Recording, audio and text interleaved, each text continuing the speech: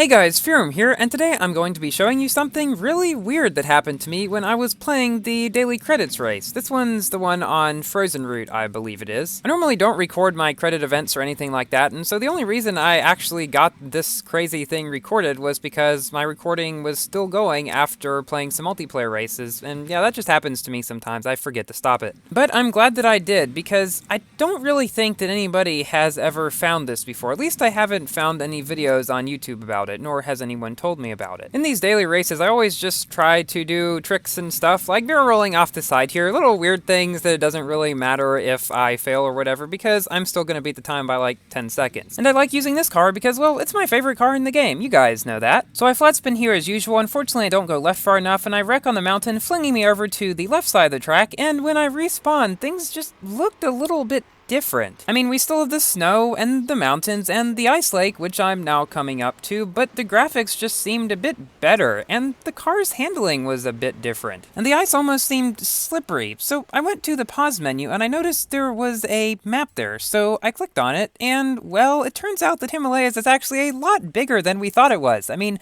look at all these roads like going all over the place that we've never seen before. At this point I noticed that on the ice lake there was like a long dark line or something, so I wanted to go see what that might be, so I decided to head over there and try to find out what it was. The lighting in general here just looked a bit different. The shadows seemed more realistic, and wow, that sun over there. So I saw what looked like the end of a drag strip or something, and I tried turning and I just slid all over the place. Yeah, I'm definitely not used to the slipperiness of this new part of the map. But I was finally able to come to a stop, and so I decided to go see about this drag strip thing. Maybe I could do like a top speed run test sort of thing. Oh, and it was at this point that I realized I had no nitro, so yeah, maybe they took that part away. I don't know, there was just a whole bunch of stuff that was different at this part of the map. I'm honestly kind of surprised that no one has found it before. So anyway, I was going to try to see just how fast of a speed I could get up to without nitro, since I apparently didn't have that anymore at this point. And I was able to get up to just over 185, which makes sense since that's about how fast this car can go without nitro. It goes about 194-ish with nitro. So I was beginning to get over the initial shock of all this weird new stuff, and I was beginning to think of like the implications of this, because I mean, if there is a larger map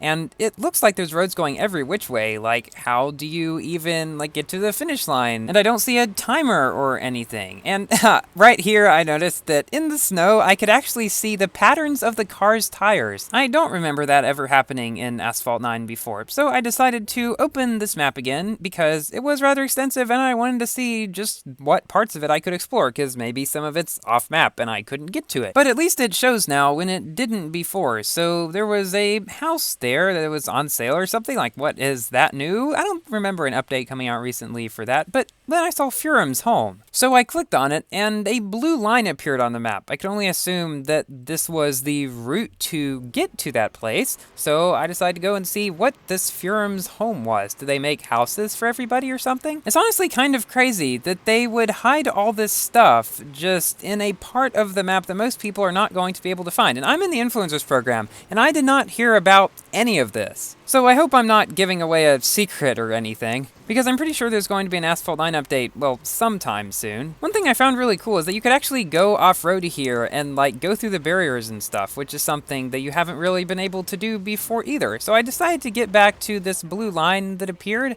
and it looked like there was some sort of red line on the road, so maybe that's just showing me the route on the road? I mean, there's just so much stuff here. If anybody is able to get onto this part of the map as well, please let me know, because maybe we can like get to this in multiplayer or something. I don't know, but these trees are sure annoying. I think honestly though, the hardest thing for me to get used to once I got onto this part of the track was just how different the cars seemed to drive. Like, it seemed a bit more skiddy, and you had to be more deliberate, you know, with the braking and stuff. And I also realized that, yes, I actually had to push on the accelerator, so maybe that's a new option they added or something. Another thing that struck me was just how realistic the lighting here looked. because in most of Asphalt 9, while the lighting is pretty realistic, it seems maybe a little bit cartoony. I don't know exactly, but this just seemed a bit more realistic. Maybe they're testing some new shaders or something. I mean, I really did not know about any of this. And gosh, there were new songs as well here, so I was thinking maybe this is some sort of like special thing they gave me for being a member of the influencers program to test like an upcoming update or something maybe? I mean, they've never done anything like that before, so I don't know how likely that is, but I guess it's a possibility. But I mean, if I'm not the only one that has this in the game, why hasn't anybody else ever found it? Unless it was added really recently or something, but there hasn't been an update for a while, actually. Because surely other people have fallen off to the left of that road there. Or maybe it has something to do with today being April 1st. Yes, you guys have probably realized that by now, and if you haven't, April Fools! So in all seriousness, this is a racing game called Forza Horizon 4. It came out a few months ago, and I got it for Christmas, so I've been playing it a bit since then, just trying to get better at it, just trying to learn how it all worked, because it honestly is completely different from Asphalt 9. To start off with, it has over 400 cars, I believe, at the time of launch, and I actually have around 50 to 60 because I got like some of the extra car packs. So I've got this car, I've got some cars like the Agera, for example, and there I was just checking to make sure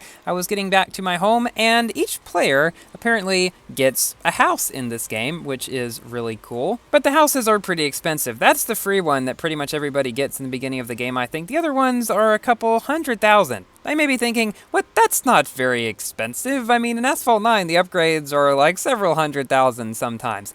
Well, yes, the good thing about this game is that things don't cost as much. I mean, upgrades to cars only cost a few thousand apiece. That sounds like a dream come true. In Forza Horizon 4, there is only one currency, CR, which I assume stands for credits, and you get them just by completing different events and stuff like that in the game, which you get to by driving to different parts of the map, and you can do them whenever you want. You can also get a lot of credits through wheel spins, which they give you, I believe, like every time you level up or something like that, and these darn trees. But anyways, in one of those wheel spins, I got 180,000 credits. You can also get cars in them and stuff like that. You can even customize your character in this game. And so overall, it just seems a lot more laid back than Asphalt 9. You're not rushed to do anything. You can just kind of drive around and do whatever you want. I mean, there's nothing stopping you from just going off-road and going crazy and doing donuts and stuff like that. And you're not penalized because the damage done to your car resets, I think, whenever you get into a different car then come back to it or something like that. There's also no fuel or anything in this game. Basically, you can just drive whatever you want, whenever you want, wherever you want. Now don't worry guys, I'm not gonna like stop playing Asphalt 9 and start playing this game all the time or something. No, nothing like that. I still really enjoy Asphalt 9, but I want to ask you guys, would you be interested in maybe seeing this game on the channel occasionally as well? Let me know down in the comments what you think. So now we've reached our home, the Gables. Thank you all so much for watching. Please like the video if you've enjoyed, and consider subscribing for more Asphalt 8, Asphalt 9, and maybe Forza content. And I will see you in my next video. Goodbye!